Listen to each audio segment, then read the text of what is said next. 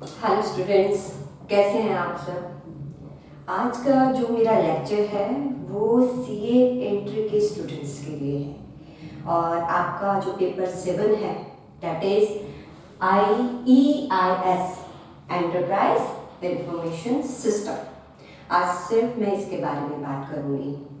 तो enterprise information system exactly है क्या? देखो, आप में से बहुत सारे स्टूडेंट्स जानते होंगे बट कुछ स्टूडेंट्स को एग्जैक्टली पता नहीं है कि हमें इसमें क्या स्टडी करना है। उसका रीज़न साफ है क्योंकि देखो, आपको बहुत सारे सब्जेक्ट हैं सीए इंटर में। मैं बात करूं तो आपको फाइनेंशियल अकाउंटिंग है, कॉस्ट अकाउंटिंग है, टैक्सेशन है, ऑडिट है। मतलब आपको लगता है ना ये तो सब पढ़ना ही है, बिकॉज एक चार्टर्ड बनने के लिए, चार्टर्ड अकाउंटेंट बनने के लिए आपको ये सारे सब्जेक्ट स्टडी करना तो ज़रूरी है। ठीक है, फिर ये EIS क्या है बेटा? आप देखो, आप ये सारे सब्जेक्ट स्टडी करते हो लेकिन जो आप बिजनेस वर्ल्ड में जाते हो, जहाँ आप अपनी डेली रूटीन में भी देखते हो, तो हमारे डेली रूटीन में भी टेक्नोलॉजी बहुत ही इम्पोर्टेंट रोल प्ले करती है। मतलब हम खुद टेक्नोलॉजी के बिना शायद हम अपने आप को सोच भी नहीं सकते। हमारे पास मोबाइल है, हमारे पास कंप्यूटर्स है, आप स्टडी करते हो तो मुझे लगता है कि कोई ऐसा स्टूडेंट्स नहीं होगा जो यूट्यूब पर अपने लेक्चर नहीं देखता होगा, जो ऑनलाइन लेक्चर नहीं लेता होगा। मीन्स आज आप अपनी स्टडी में भी टेक्नोलॉजी का यूज़ कर रहे हो। इसीलिए ICAI ने चेंजिंग बिजनेस वर्ल्ड को देखा, कितना कुछ चेंज हो रहा है। ठीक है, उसको आपको उसके अकॉर्डिंग जो है अडेप्टेबल करने के लिए उन्होंने एक सब्जेक्ट इंट्रोड्यूस किया है that is enterprise information system. So जब भी आप जब एज अ अकाउंटेंट जाएंगे, जहाँ एज ए ऑडिटर जाएंगे, जहाँ एज ए टैक्सेशन कंसल्टेंट जाएंगे, कॉस्ट कंसल्टेंट जाएंगे, तो कहीं भी आप जाएंगे तो वहाँ जो भी काम हो रहा होगा वो डेफिनेटली वहाँ पर कंप्यूटर्स का और सॉफ्टवेयर्स का यूज़ हो रहा होगा। आप ये नहीं कह सकते कि भाई हम अकाउंटेंट हैं, हमें इससे क्या लेना देना। नहीं बेटा, आप जब भी जाओगे तो उनकी अकाउंटिंग ही सॉफ्टवेयर्स में हो रही होगी। अब जब अकाउंटिंग सॉफ्टवेयर्स में हो रही है तो आपको चेकिंग भी किस में करनी है? सॉफ्टवेयर्स में करनी है।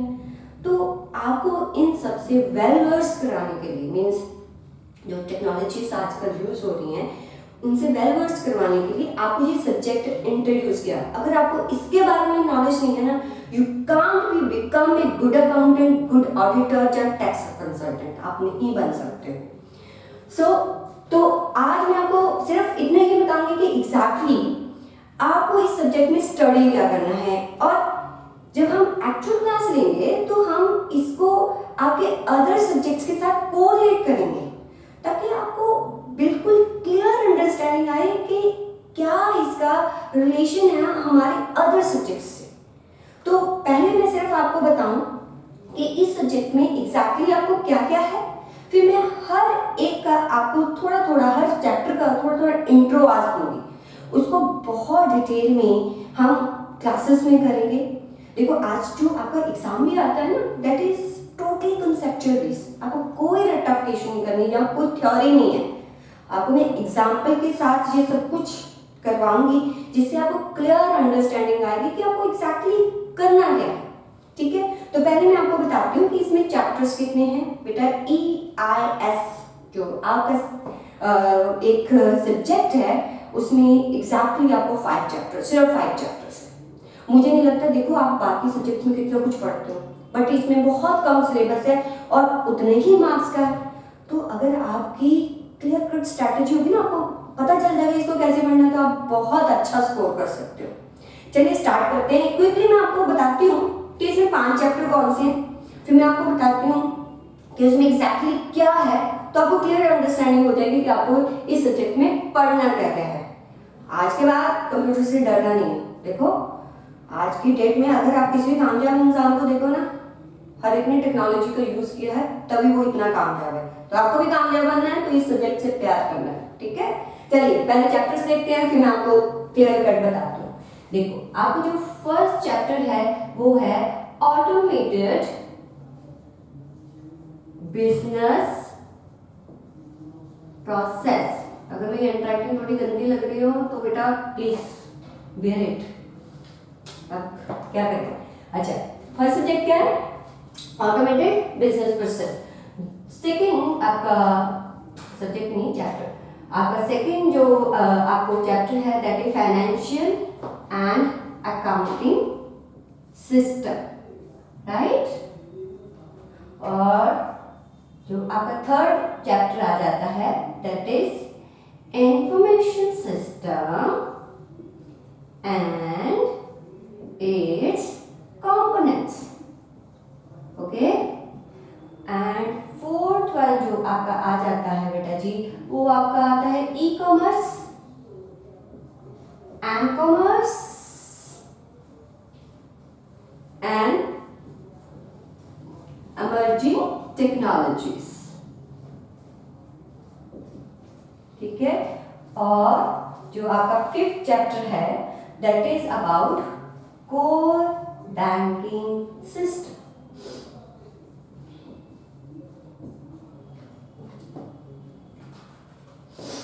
तो चलिए फर्स्ट चैप्टर से स्टार्ट करते हैं। पहला फर्स्ट चैप्टर क्या है, ठीक है। अब हम पूरा टेक्नोलॉजी के बारे में बात करेंगे। चलो फर्स्ट चैप्टर समझाने से पहले आप मुझे ये बताइए कि बिजनेस प्रोसेसेस क्या होते हैं। मैडम प्रोसेस होता है किसी भी चीज को करने का ढंग, कुछ स्टेप्स हम परफॉर्म करते हैं तो वो प्रोसेस होता है। आप घर में चाय बनाते हो तो वो भी एक प्रोसेस है कि पहले आप क्या करोगे फिर क्या करोगे, प्रोसेस है ना। मीन्स मैं कह सकती हूँ प्रोसेस क्या होता है कि मतलब कि सीरीज ऑफ एक्टिविटीज होती है जिसको हम किसी भी वर्क को परफॉर्म या अकम्प्लिश करने के लिए करते हैं। तो बिजनेस प्रोसेस क्या होगा? बिजनेस में बहुत सारे गोल्स ऑब्जेक्टिव्स होते हैं। जैसे मुझे लगता है कि मुझे अपनी कंपनी में 5% सेल्स को अचीव करना है, तो उसको अकम्प्लिश करने के लिए मैं कुछ काम करूँगी। या मुझे लगता है मैं सेल करूँगी। अच्छा, सेल भी एक प्रोसेस है, ओके। उस सेल को करने के लिए कुछ नंबर ऑफ स्टेप्स हम परफॉर्म करेंगे। परचेज वो भी एक प्रोसेस है। बैंक का एग्जाम्पल लेते हैं, डिपॉजिट करना, मनी डिपॉजिट करना that is a process. Money को विड्रॉ करना that is also a process. तो बिजनेस प्रोसेस जो बिजनेस के साथ रिलेटेड होते हैं, ठीक है। प्रोसेस क्या? Set of activities to perform और accomplish a particular task. If that is related to business, it means it is a business process, right? तो ऑटोमेटेड बिजनेस प्रोसेस क्या है? अरे भाई, उस प्रोसेस को करने के लिए मैंने उसको ऑटोमेट कर दिया। ऑटोमेट कैसे करूंगी? टेक्नोलॉजी का यूज करके। आजकल आप विड्रॉ करते हो मनी, राइट? मनी विड्रॉ करने के लिए क्या यूज करते हो? मैनुअली होता? नो, एटीएम, ठीक है। एटीएम ने क्या किया, जो आपके विड्रॉ या डिपॉजिट करने का प्रोसेस है उसको क्या कर दिया?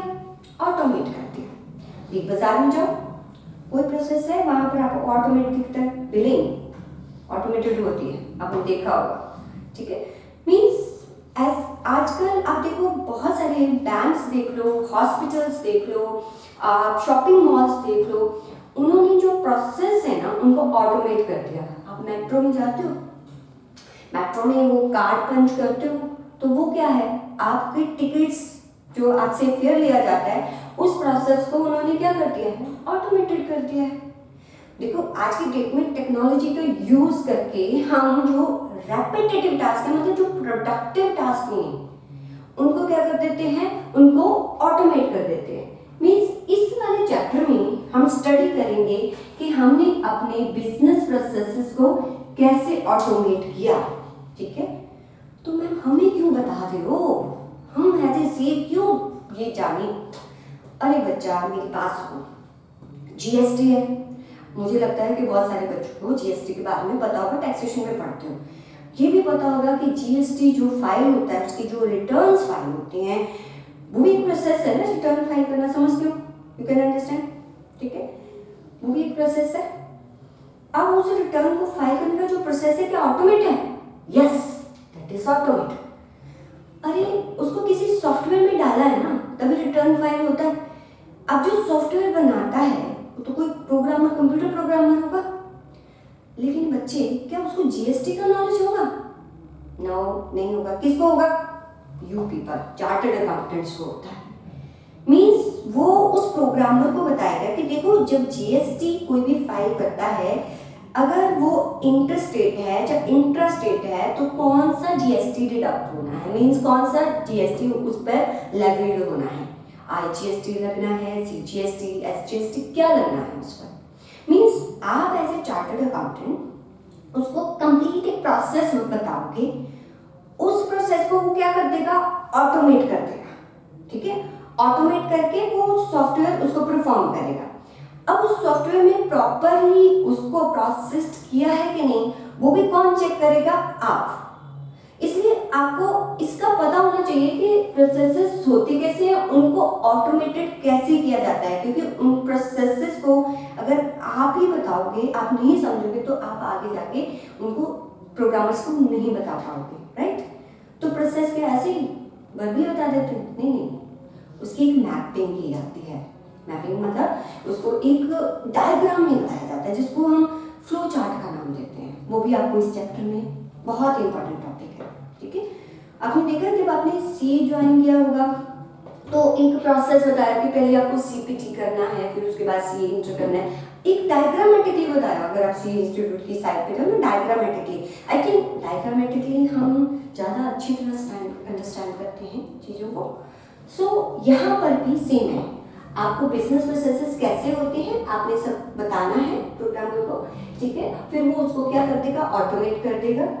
ऑटोमेटेड बिजनेस प्रोसेसेस को आप ही जब उस कंपनी में जाओगे, ठीक है, आप किसी फ्लिपकार्ट का ऑडिट करते हो, जहाँ आप किसी बैंक का ऑडिट करते हो, आप किसी स्कूल का ऑडिट करते हो, तो वहाँ सारे सॉफ्टवेयर्स होते हैं, उनके सारे प्रोसेसेस ऑटोमेट, उनकी अकाउंटिंग होती है, उसको चेक करना है। तो वो सब कुछ आपको जानने के लिए आपका इस चैप्टर का इम्पोर्टेंस बहुत ज़्यादा है, ठीक है, ठीक है। और क्या सिर्फ बिजनेस प्रोसेस पढ़ेंगे? नहीं बेटा, आप जब किसी बिजनेस प्रोसेस को ऑटोमेट करते हो, क्या कुछ रिस्क राइज होते हैं, रिस्क आते हैं।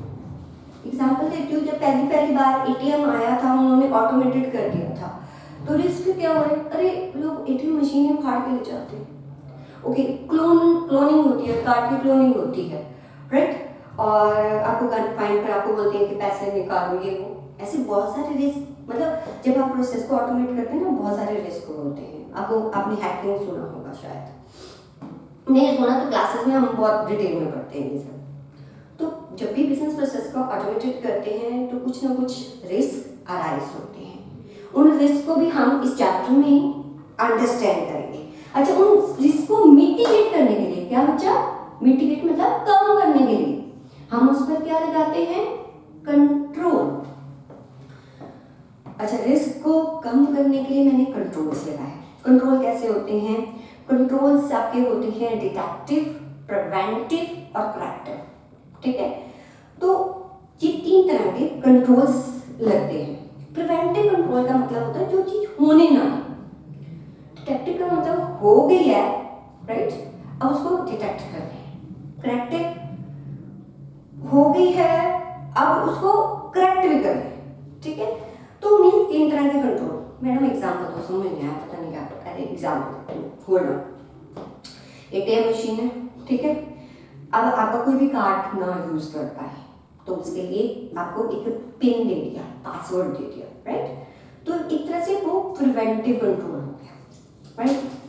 अब क्या होता है कि आपके जो कार्ड है उसकी क्लोनिंग कर ली जाती है, प्रिवेंटिव कंट्रोल काम नहीं किया, तो वो कैमरास लगाए होते हैं ना, उसे लगता है कि कौन आता है, किसने वो मशीन लगाई, तो मतलब डिटेक्ट करने के लिए, मतलब जो वेबकैम्स लगे हैं वो कौन सा कंट्रोल है? डिटेक्टिव। ओके, चलो हो गया, कार्ड क्लोनिंग भी हो गई। अब उसको करेक्टिव कैसे किया जाए कि उसको हमने क्या कर दिया? हमने कार्ड को ब्लॉक कर दिया, ठीक है। तो मीन्स ऐसे कंट्रोल, जैसे फायर एक्सटिंग्विशर लगाए जाते हैं, ठीक है। तो एक तरह से वो अगर फायर लग जाती है तो हमने क्या किया? फायर एक्सटिंग्विशर्स को के साथ उनको करेक्ट किया। जब बैकअप से ले जाते हैं, डेटा मेरा लॉस्ट हो गया, मैंने बहुत सारे कंट्रोल, डेटा मेरा लॉस्ट हो गया, लेकिन बैकअप से मैं क्या कर सकती हूँ? उसको दोबारा से लेके आ सकती हूँ। तो क्या कौन सा कंट्रोल हो गया ये? बैकअप, जल्दी करेक्टिव, यस। तो 3 टाइप्स के कंट्रोल, वन इज जल्दी जल्दी preventive, detective and corrective, that's it. समझ आएगा आपने क्या पढ़ना है? इसमें हमने स्टडी करना है process set of activities to perform and accomplish a task. जो प्रोसेस बिजनेस के साथ रिलेटेड होते हैं that is a business process. अगर मैंने कोई टेक्नोलॉजी का यूज करके उसको ऑटोमेट कर दिया तो उसको क्या बोलेंगे? Automated business process, right. जब भी मैं अपने बिजनेस प्रोसेसेस को ऑटोमेट करती हूँ तो क्या अराइज होते हैं? रिस्क। उसको मिटिगेट करने के लिए क्या लगाए जाते हैं? कंट्रोल्स। कंट्रोल्स कौन कौन से होते हैं? Detective, preventive and corrective, right. तो इस चैप्टर में आपने ये पढ़ना है और कुछ हमने रेगुलेटरी रिक्वायरमेंट्स भी पढ़नी है। मींस देखो साइबर क्राइम होते हैं, क्या होता है जो डिटेल में सिर्फ थोड़ा थोड़ा होता है, उसके लिए एक एक्ट बना हुआ है, आईटी एक्ट बना हुआ है, उसको भी आपने यहाँ पर स्टडी करना है। मींस अगर मेरा कोई अकाउंट हैक कर लिया किसी ने तो उस पर क्या क्या एक्शंस होंगे, उसको क्या क्या पेनल्टीज लगेंगी, उसको क्या पनिशमेंट होगी, वो सब कुछ हमने यहाँ पर स्टडी करना है। तो ये आपका बेटा जी फर्स्ट चैप्टर हो गया। सेकेंड चैप्टर है फाइनेंशियल एंड अकाउंटिंग सिस्टम। देखो मैंने अपने प्रोसेसेस को, मैंने अपने सेल के प्रोसेसेस को, मैंने अपने परचेज के प्रोसेसेस को ऑटोमेट किया। ऑटोमेट तो किया पर वो कहीं रिकॉर्ड तो होना चाहिए। उसको रिकॉर्ड करने के लिए मुझे क्या चाहिए? Accounting system. टैली सुना है आपने? टैली मुझे लगता है सब बच्चे सुनते हैं, ठीक है, इसलिए मैं इसका एग्जांपल लेती हूँ, otherwise there are lot of softwares. Tally एक अकाउंटिंग सिस्टम है जो कि क्या करता है, वो मेरे जितने भी ट्रांजैक्शंस होती हैं या जो भी प्रोसेसेस है उनको कैप्चर करके उनको रिकॉर्ड करता है और बैलेंस शीट जो मेरी फाइनेंशियल स्टेटमेंट्स है उनको प्रोड्यूस करता है। मींस यहाँ पर हमने प्रोसेसेस को क्या किया? ऑटोमेट किया। उनकी रिकॉर्डिंग भी नेसेसरी है। कौन सी? फाइनेंशियल, मॉनेटरी टर्म्स में होती है, ठीक है, फाइनेंशियल एंड अकाउंटिंग सिस्टम। तो यहाँ पर ऑब्वियसली जो सॉफ्टवेयर्स रिकॉर्ड करते हैं हमारी ट्रांजैक्शंस को, ठीक है, तो उनको हम इस सेकंड चैप्टर में स्टडी करेंगे, राइट। और इसमें हम सॉफ्टवेयर्स, काफी सारे सॉफ्टवेयर्स को स्टडी करेंगे हम, इंटीग्रेटेड और नॉन इंटीग्रेटेड। क्या होता है इंटीग्रेटेड और नॉन इंटीग्रेटेड? समझाती हूँ बेटा। इंटीग्रेटेड का मतलब होता है ऐसा सॉफ्टवेयर जो हर टाइप के ट्रांजैक्शन को रिकॉर्ड कर सकता है, ठीक है। फॉर एग्जांपल एक मेरा सॉफ्टवेयर है, वो फाइनेंशियल ट्रांजैक्शंस को भी रिकॉर्ड करता है और मेरे ह्यूमन रिसोर्स है, मेरे कितने अपॉइंटमेंट्स हुए, कितनी रिक्रूटमेंट हुई, किसका ट्रेनिंग है, वो सबको, मतलब वो एक सैलरी पेरोल सिस्टम भी है, ठीक है, और वो इन्वेंट्री को भी रिकॉर्ड करता है, ठीक है। मतलब मेरे बिजनेस में जितने टाइप के फंक्शंस होते हैं ना, सबको रिकॉर्ड करता है, मेरे कस्टमर्स के रिकॉर्ड को भी रिकॉर्ड करता है। तो जो हर टाइप की ट्रांजैक्शंस को रिकॉर्ड करता है, whether it is related to financial, inventory cost के साथ रिलेटेड है, ह्यूमन रिसोर्स के साथ रिलेटेड है, ठीक है, तो सबको जो रिकॉर्ड करता है वो इंटीग्रेटेड, एक ही सॉफ्टवेयर सारे काम करे, ठीक है। क्या बोला? एक ही सॉफ्टवेयर हर तरह का काम करे, उसको सॉफ्टवेयर को क्या कहते हैं? इंटीग्रेटेड। नॉन इंटीग्रेटेड, अरे उल्टा यार, मेरा सॉफ्टवेयर है जो सिर्फ इन्वेंट्री को रिकॉर्ड करता है और कुछ नहीं करता। एक सॉफ्टवेयर है जो सिर्फ अकाउंटिंग ट्रांजैक्शंस को रिकॉर्ड करता है, मेरे ह्यूमन रिसोर्स जो है उनको रिकॉर्ड नहीं करता, ठीक है। तो मींस हर डिपार्टमेंट का अलग अलग सॉफ्टवेयर, मैंने मार्केटिंग को अलग टाइप का सॉफ्टवेयर लेके दे रखा है, मेरा फाइनेंस डिपार्टमेंट अलग टाइप का सॉफ्टवेयर यूज करता है, मेरा मैन्युफैक्चरिंग डिपार्टमेंट अलग टाइप का सॉफ्टवेयर। तो हर डिपार्टमेंट का अपना अपना software according to their requirement. वो कौन सा हो गया? नॉन इंटीग्रेटेड, ठीक है। क्या फायदा है, क्या नुकसान है, ये हम इस चैप्टर में ही स्टडी करेंगे। क्लियर हो गया बच्चा बात? चलिए, okay, now we come to third chapter, that is the information system and its component. Okay, starting से देखिए, बिजनेस प्रोसेस ऑटोमेट हुआ, वो जो भी ट्रांजैक्शन हुई किसने रिकॉर्ड की? किसी सॉफ्टवेयर में रिकॉर्ड की, वो सॉफ्टवेयर इंटीग्रेटेड भी हो सकता है, हर टाइप ट्रांजेक्शन को रिकॉर्ड कर सकता है, या नॉन इंटीग्रेटेड अलग अलग सॉफ्टवेयर अलग अलग टाइप की ट्रांजेक्शन को रिकॉर्ड करने के लिए यूज होंगे। ओके, जो सॉफ्टवेयर रिकॉर्ड करेगा वो मुझे क्या देगा? इंफॉर्मेशन। मुझे नहीं, मीन्स बिजनेस की मैनेजमेंट को क्या देगा? Information. Information madam, information system मतलब क्या है मेरा बच्चा? ओके, आप पहले ना डिफरेंस समझो, डेटा और इंफॉर्मेशन में डिफरेंस समझते हैं आप? डेटा क्या होता है? ठीक है, डेटा होता है that is the raw facts and figures about any entity. मान लो कि मुझे एक इंस्टीट्यूशन है, उसके स्टूडेंट्स के रिकॉर्ड को जो भी उनका डेटा है उसको रिकॉर्ड करना है। ठीक है, मान उनका नेम, उनका क्या कोर्स है, उनकी कितनी फीस है, कब ज्वाइन किया, कितने सब्जेक्ट्स ले रहे हैं, किस टीचर के साथ स्टडी कर रहे हैं, वो सब कुछ मैं रिकॉर्ड कर रही हूँ। कितना फीस दिया, कब दिया, कितना पेंडिंग है, ये राइट। अब ओके, सपोज 2000-3000 स्टूडेंट्स हैं, मैंने ये सारा डेटा रिकॉर्ड कर दिया। अब डेटा बोल रही हूँ, क्यों बोल रही हूँ? क्योंकि जब मैंने ये सब कुछ रिकॉर्ड कर दिया तो मुझे बताइए कि सब कुछ है आपके सामने, नेम है, स्टूडेंट की फीस है, ज्वाइनिंग है, ये मैं कहती हूँ कि इससे देख के बताओ कि कितने स्टूडेंट की फीस आ गई है, कितने की पेंडिंग है, नहीं पता चल सकता। जब मुझे ये सारे रिकॉर्ड से बताओ कि मेरी कंपनी को कितनी प्रॉफिटेबिलिटी हो रही है, नहीं बता सकते। जर्नल एंट्री रिकॉर्ड करते हो आप, चलो आपने कंपनी की सारी जर्नल एंट्रीज पास कर दी, ठीक है, क्या उस जर्नल एंट्री से आप मुझे बता सकते हो कि कंपनी को क्या प्रॉफिटेबिलिटी है? नहीं, जर्नल एंट्री से नहीं बताया जा सकता। आप उन जर्नल एंट्रीज को प्रोसेस करते हो बेटा, और किसमें कन्वर्ट करते हो? Financial statement. और फाइनेंशियल स्टेटमेंट्स क्या है? आपका बैलेंस शीट, आपका P&L। P&L को देख के बता सकते हो कंपनी की प्रॉफिटेबिलिटी? यस। मीन जो फाइनेंशियल स्टेटमेंट्स हैं वो क्या है? वो आपको इंफॉर्मेशन देती है। इंफॉर्मेशन वो चीज होती है जिसको देखकर हम कोई डिसीजन मेकिंग कर सकते हैं, उसको हम क्या कहते हैं? इंफॉर्मेशन कहते हैं, राइट।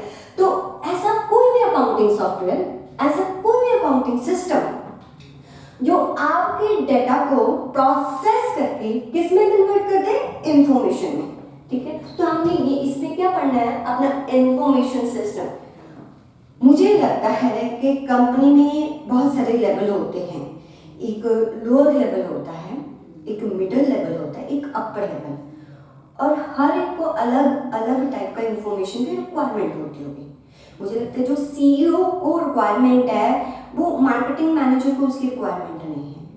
तो यहाँ पर आपको बेटा स्टडी करना है इंफॉर्मेशन सिस्टम में कि कितने टाइप के इंफॉर्मेशन सिस्टम होते हैं, और जो हियरार्की ऑफ मैनेजमेंट है उसके अकॉर्डिंग किसको कैसी इंफॉर्मेशन की रिक्वायरमेंट होती है। इंफॉर्मेशन सिस्टम प्रोवाइड करने के लिए आप मुझे बताइए क्या कंपोनेंट्स क्या होंगे? मतलब अरे सुनो, मुझे मेरी कंपनी की प्रॉफिटेबिलिटी चाहिए, ठीक है, और मुझे देखो मेरे जो जितने भी प्रोसेस है सारे ऑटोमेटेड है। अब उसको प्रोसेस करके मुझे इंफॉर्मेशन चाहिए, तो उसमें क्या क्या यूज हुआ होगा? ऑब्वियसली कंप्यूटर, ठीक है, कंप्यूटर यूज हुआ होगा, सॉफ्टवेयर यूज हुआ होगा, राइट, उसको उसने प्रोसेस किया होगा, रिपोर्ट्स आई होंगी। मतलब देखो एक इंफॉर्मेशन सिस्टम में क्या क्या कंपोनेंट्स यूज होते हैं वो भी आपको यहाँ पर स्टडी करना है। लिंक कर पा रहे हो कि नहीं? देखिए दोबारा से देखिए, प्रोसेसेस है उसको ऑटोमेट किया, उसके जो भी ट्रांजैक्शन हुई अकाउंटिंग सिस्टम ने उसको रिकॉर्ड किया, रिकॉर्ड करके मुझे इंफॉर्मेशन दी। मतलब level of management, according to level of management अलग अलग टाइप की इंफॉर्मेशन दी। उस इंफॉर्मेशन को प्रोवाइड करने के लिए बहुत सारे कंपोनेंट, मतलब हार्डवेयर सॉफ्टवेयर सुना, वो कंपोनेंट्स आपको यहाँ स्टडी करने, ठीक है। ओके, नेक्स्ट चैप्टर आपका क्या है? E commerce and commerce emerging technology. क्या है?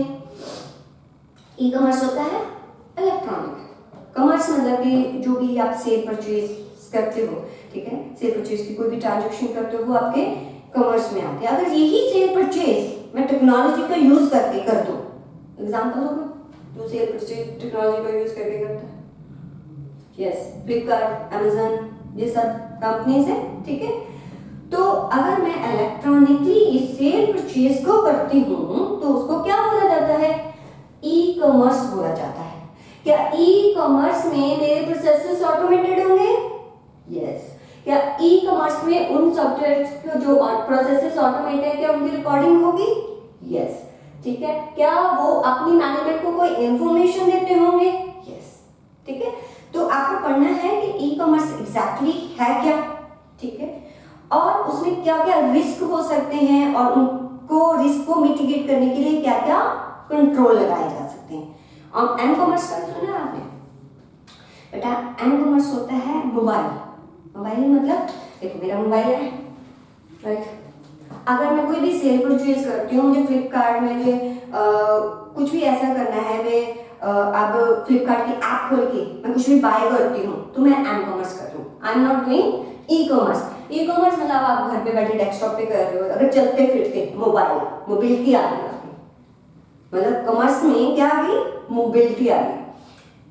आज की डेट में बहुत सारी एप्स सुनते होंगे। एप्स जो हैं वो एम कॉमर्स को प्रमोट करती हैं कि नहीं, आपको घर बैठे नहीं, आप ट्रैवल भी करते हो ना, तब भी आप कुछ भी खरीद सकते हो। आपने कुछ भी अपने बैंक में कोई ट्रांजैक्शन करनी है वो आप कर सकते हो। तो एम कॉमर्स का मतलब मोबिलिटी जब आ रहा है, वही काम जब आप थ्रू मोबाइल करते हो, that is called M commerce. फिर इमर्जिंग टेक्नोलॉजी क्या है? इसमें बात बहुत सारी है, आपको आजकल आप सुनते भी होंगे cloud computing, grid computing, green computing, ठीक है, इसको बहुत डिटेल में पढ़ेंगे। तो ये सब कुछ यूज होता है। देखो ई कॉमर्स, एम कॉमर्स आया, ठीक है, वो because of these emerging technology, ठीक है। तो जो क्लाउड कंप्यूटिंग आया, ग्रिड कंप्यूटिंग आया, उसी की वजह से ये सब कुछ पॉसिबल हो गया, हो सकता है या हो गया है, राइट। तो मीन्स आपको ये सारी टेक्नोलॉजीज का पता होना चाहिए। अगर आपको इन टेक्नोलॉजी का पता होगा ना, जब आप कहीं भी किसी भी बिजनेस में जाओगे तो अगर वो बात करेंगे कि हमारा जो सारा सिस्टम है ग्रिड पे काम करता है, तो यू विल अंडरस्टैंड कि एग्जैक्टली उनका कैसे सारा काम प्रोसेस हो रहा है। तो आपको ये जानना बहुत ज़रूरी है। इसको हम जो भी ये टेक्नोलॉजी को स्टडी करेंगे, मैं आपको एक एग्जाम्पल देके स्टडी करवाऊंगी कि आपको समझने में बहुत ईजी हो। एक थोड़ा सा मैं क्लाउड कंप्यूटिंग के बारे में बताना चाहती हूँ। बेटा क्लाउड कंप्यूटिंग क्या होता है कि आप कोई भी आपका डेटा है, आप वर्ल्ड के किसी भी कोने में जब आप एक्सेस कर सकते हो उस डेटा को या उस इंफॉर्मेशन को, इट मीन्स कि क्लाउड कंप्यूटिंग हो रहा है आपका। नहीं समझे? बताती हूँ। आप मेल यूज करते हो, जीमेल यूज करते हो, मेरी जितनी भी मेल्स हैं, क्या मैं इंडिया में उसको एक्सेस कर सकती हूँ? ओके, मैं कल लंदन चलेगी, मैं वहाँ एक्सेस कर सकती हूँ? बोलो। ओके, मैं दुबई चलेगी, मैं वहाँ एक्सेस कर सकती? अरे यार, कहीं भी जाते हो तो एक्सेस हो जाता है, कैसे? क्योंकि वो जो डेटा है ना, वो क्लाउड मतलब ऐसा नहीं बादल पर नहीं, एक ऐसे सिस्टम में पड़ा है जो कि इंटरनेट से कनेक्ट है, क्योंकि इंटरनेट तो हर जगह पर एक्सेस होता है, ठीक है। तो वो डेटा आपका ऐसे प्लेस पर स्टोर है, ऐसे कंप्यूटर में स्टोर है जो कि हर जगह से थ्रू इंटरनेट आप एक्सेस कर सकते हो। इसको बोलते हैं क्लाउड कंप्यूटिंग। क्लाउड कंप्यूटिंग मतलब जब आप अपने डेटा या इंफॉर्मेशन को दुनिया के किसी भी कोने से एक्सेस कर सकते हो, तो that is called cloud computing. बस मतलब ये इमर्जिंग टेक्नोलॉजी आपको इस चैप्टर में पढ़ना है, 4th चैप्टर में। Last chapter core banking system, मैं आपको बताती हूँ। अच्छा, ई कॉमर्स की फ्लिपकार्ट, अमेजन, ये सब कुछ है आपने।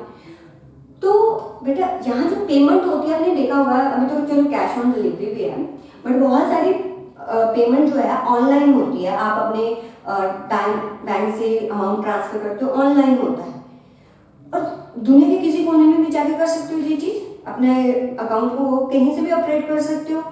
तो उसके लिए एक ऐसा सॉफ्टवेयर चाहिए जो रियल टाइम इन्वायरमेंट में काम करता हो, ठीक है। तो कोर का मतलब होता है C1, centralized online real time environment.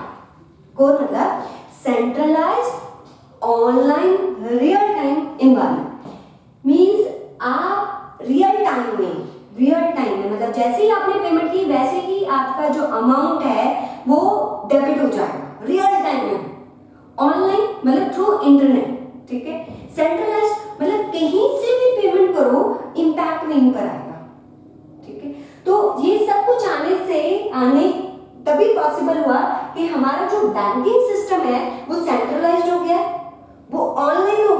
और वो रियल टाइम हो गया। मीन्स यहाँ पर आपने कंप्लीटली बैंकिंग सिस्टम के बारे में स्टडी करना है। और अगर मेरा आज बैंकिंग सिस्टम सेंट्रलाइज्ड है, ऑनलाइन है या रियल टाइम है, तो मुझे क्या क्या रिस्क आएंगे, क्या क्या कंट्रोल्स आएंगे, तो वो भी आपको यहाँ पर स्टडी करना है। ठीक है बेटा, this is all about your enterprise information system.